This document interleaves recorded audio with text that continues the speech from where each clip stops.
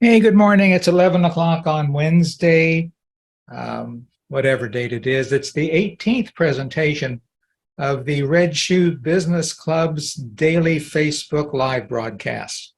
And I'm Mike Wright with Tax Right, the sponsor of the Red Shoe Business Club. I hope you can hear me okay because I had some equipment failures. When I started out doing this, I wasn't sure I was going to keep it up or how long I was going to keep it up, but I'm probably going to have to invest in some better equipment than the stuff that I've put together here, cobbled together here, if you will, in order to do these presentations. But what I was interested in when I started doing these was getting out there and sharing information with you, with other business owners, with people who see this now while I'm live, or people who may see it later on when they look at it on Facebook, or perhaps go to my YouTube channel to see it there. So this is really sort of a practice and a start, and it's been educational for me. I hope it's been useful for you. But anyway, that's just sort of an apology in advance if you can't hear me as well, because it was the microphone that went bluey. Anyway, today I'm going to be talking about, we're continuing the series on goals, and today I'm going to talk about how you deal with annual, quarterly, monthly, weekly, daily goals. I'm going to start out by saying, you'll remember yesterday I talked about that there are individual tasks that you have to do in order to accomplish goals. And that's still very important, but you'll notice this is all part of that spectrum of business purpose that starts out with the vision, turns into the mission statement, and the mission statement is something that's in writing that sort of gains a certain permanence because of being written down. And then that mission leads to goals. Goals are also need to be in writing ideally, but certainly well articulated in your own mind if they're not written down. And I'll tell you, it's very easy for a goal that is not written down, but just written in your mind, to kind of slip away and get fuzzy and turn into just a dream.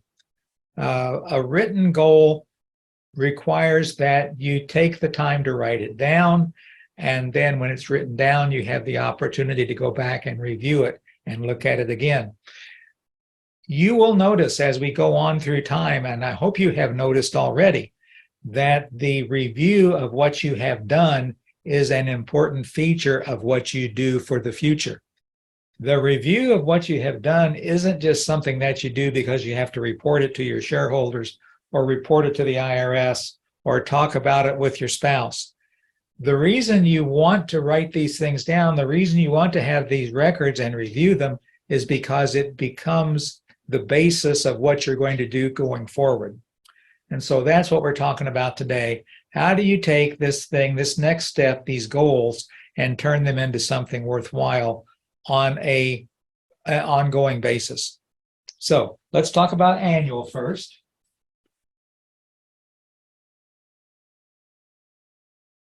Those are the goals you have for next year. This is something that very commonly gets done in October because that gives you some time to refine and to wordsmith the goal, the annual goal for the next year. It gives you a chance to review what you did in the past year, what you're thinking about things is now that things have changed.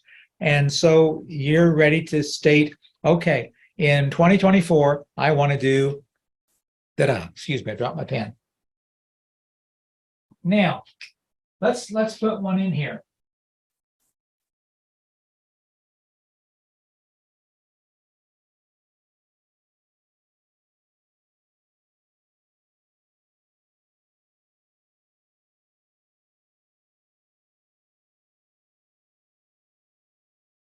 In 2024, I will hire one new employee.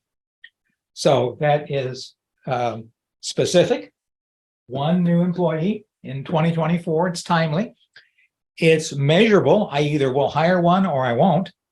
It's both attainable and realistic. It's attainable because I'm very close to hiring an employee now, but it's realistic because one more employee will provide me with a certain amount of information, a certain amount of work. They'll provide me with support that will allow me to expand my business. So that's the first thing that you always want to talk about with goals. Remember why and what for? Okay, if the why is getting an employee, the what for is the what for. Why are you hiring an employee? What will they do? Well, I could list a lot of things that they would do, but this is an annual goal. It might not be a good one because I will probably accomplish this goal in the first month of the year. I should have thought of that when I thought this up. Let's look at another annual goal that might qualify. This is always a good one.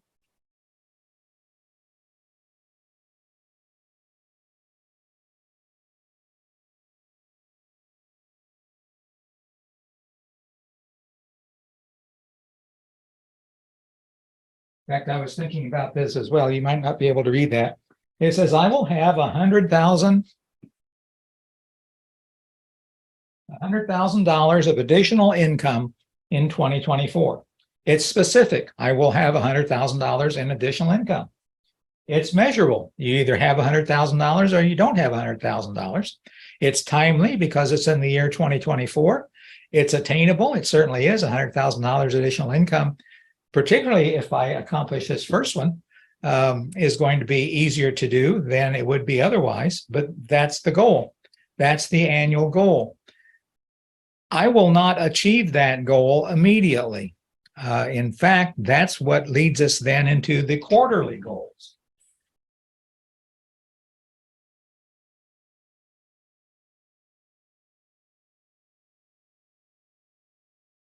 You know what the quarters are: January through March, April through June, July through September, October through December. Those are the traditional 4 quarters of the year. And unless you're one of those people that's operating on a fiscal year, then that's what we're going to be working on. So what we're looking for is, in the quarterly goals, how do I take this goal? How do I achieve this $100,000 increase in income? What do I start in each quarter? Well, the simplest way to do it, and I don't think it's a bad way to do it, is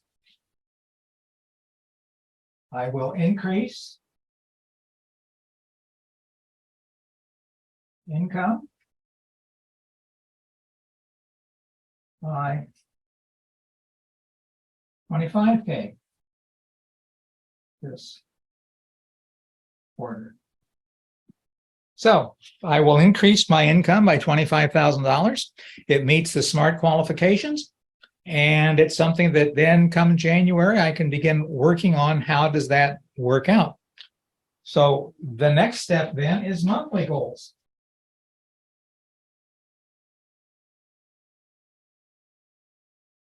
Whatever a third of $25,000 is, what would that be? $8,250. I'm going to say $8,250. I think that's not exactly right, but close enough for the work we're doing here. So that means in January, I'm going to increase my income by $8,250. And in February, I'm going to increase my income by $8,000 and so forth. You get the idea. So you see what I'm doing is breaking these goals down into something that I can actually look at and review and do. That's where the measurable, the specific and the measurable and the timely parts of the SMART goal formula works out. But now I want to switch over to something that's a little bit more focused. Remember, we're getting more and more focused. So let's talk about weekly.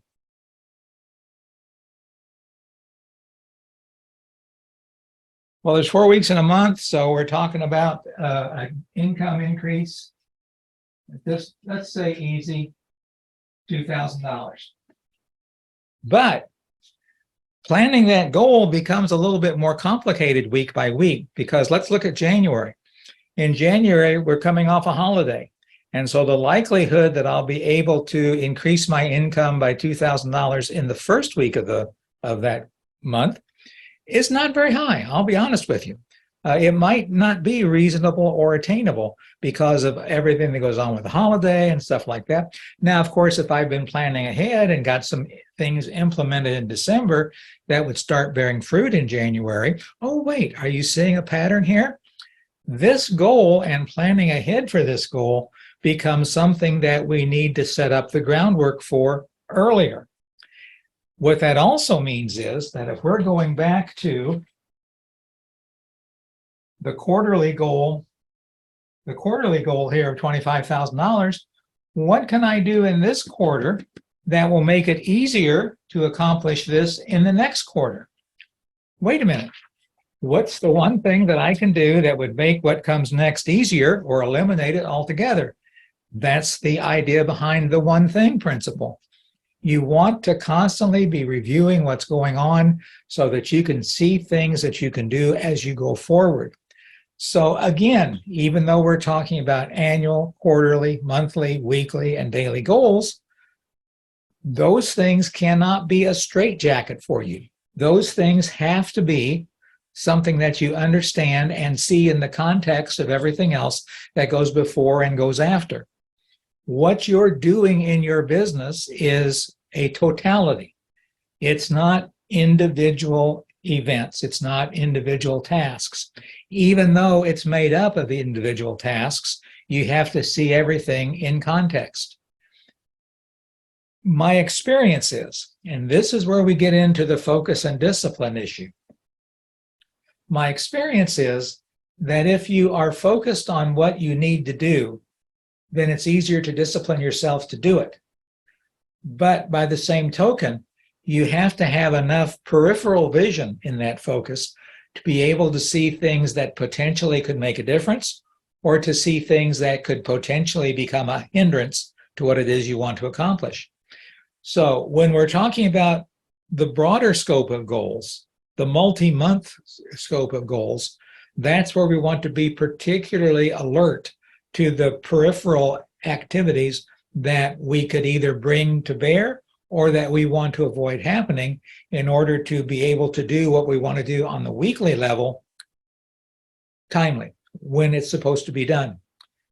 And then, of course, when we get down to daily, this truth here about what happens the first week of the month in January because of the holiday and all that, we get down to daily, then we have a situation that our goals have to be altered to accomplish facts like you have doctor's appointments. You have a spouse that has a doctor's appointment. Your kids go on fall break. You want to go on fall break. You're planning a vacation. All of these things alter the individual events that will happen daily and weekly. So when you're planning what you want to do and you sit down with your calendar for tomorrow, you can't just do that bare based upon one or two things that may have happened today for tomorrow. But you have to really, that's when you really bring in the peripheral vision of your focus, because you know other things have to be done. Presumably, I put down 2 annual goals. And like I said, the first annual goal I mentioned would probably be accomplished very quickly. Assuming that's the case, that's fine. But let's say I can't find an employee right away. Let's say I can't find one that will work for the amount I want to pay. Let's say I can't find one with the qualifications to do the work I need to be done. Whatever those reasons are, then I could be doing these same steps with quarterly and monthly goals for that employee as well. But the nature of the goal here is different because the kinds of things I can do to impact it are different. If I'm talking about hiring somebody, I can't just go out to a meat market and buy 10 pounds of tax preparer. I have to go find and interview and talk to people, and they may have other things they want to do so that they're not able to work in the time frame that I want them to work. It's a much different approach than if I'm simply trying to sell my products and bring in additional income. Now, there's another connection here. Because of the peripheral concerns that I mentioned, the happiness of my employee and their availability and their ability to do the work that I have for them to do is very important upon my ability to increase the amount of income that I get, because I'm relying on that person to be able to do the work that I'm selling. Look, right now I'm doing just about all the work I can possibly do, given all the other things I have to do. If all I had to do was sit in my office 8 hours a day and crank out tax returns, I could do that, yeah. But I have to find new clients. I have to answer questions from clients. I have a variety of clients that need help besides just getting their tax return done. We get letters from the IRS that have to be responded to, and those sometimes create whole new avenues of stuff that has to be done. So those are all responsibilities that I have, and so I need somebody to bring on board that I can have do some of that work, and increasingly, as they gain more experience, do more of that work. So you see, the goals that are related to the employment piece are different from the goals that are related to the income piece. But in every case, you go from the broader idea to the narrower idea. This is all a matter of your ability to look at things from a variety of levels. You remember yesterday, I mentioned a thing about the 30,000 feet, the 50,000 feet, and so forth. That's not a bad thing to use in this case, and probably will be where I close this up. I've never flown a plane, although I've flown in them. It's not something I enjoy, but I know there are many people that love it. But I get the picture, I get the concept, I get the understanding. When you're flying at 30,000 feet, all you need to worry about is how pretty the clouds are, make sure there's no other planes around you, and you can follow the highway on the road, or you might be able to look at a beautiful sunset. Your interest is general. Your interest is broad in scope. You're not too worried about anything happening. But as you get ready to land and you come lower and lower, the things you have to watch for and the things you have to pay attention to become closer and closer. And because they're closer and closer, their impact can be more sudden, and you need to be more prepared for them. This is why pilots use checklists, because that takes away from their mind the fear that they will miss something because they have their checklist to follow. But once the checklist is taken care of, they can look at the other things that are out there that may impact the results of that checklist. Watch any air disaster movie. Recently on the TV, they were replaying The High and the Mighty, a 1950s airplane disaster movie that was largely the foundation for the movie Airplane, a great comedy, by the way. But in The High and the Mighty, a lot of the concerns that they had as they came in, their plane was crippled. They were concerned about a radio tower. As they came, well, if they're at 30,000 feet, well, of course, in that they didn't go 30,000 feet, they went 15,000 feet. They still wouldn't worry about a radio tower. But as they came closer, a radio tower became a real issue. So as you're coming closer in your focus, going from annual goals to quarterly goals to weekly and daily goals, you have to pay more attention to the specifics that are nearby. And it's also much harder to alter things when you're closer in, when your focus is closer. You can have a quarterly goal and miss a week and know that you can make up for it. But if you're dealing with a daily goal and miss a day, you've missed that day. So I hope what I've done here is try to get you to understand the importance of this whole process of giving a purpose to your business. And in order to give a purpose to your business, you have to do things. And in order to do things, you have to do them effectively. Otherwise, you're not getting the results you want. And you have to analyze the results you get to see if they're the results you want, and then be able to make decisions on how to change what you're getting to be what you want it to be. And as I said earlier, if everything is going the way you want it to do, then you want to say, okay, I want to do more of these things. And the things that you see that aren't going the way you want them to go, you want to say, I want to do less of these things. This is a process, and this is a daily process. And I'm sorry, you may enjoy being a plumber, or you may enjoy being a therapist and talking to people, making their lives better, cleaning their drains, keep stopping their leaks, whatever your profession is.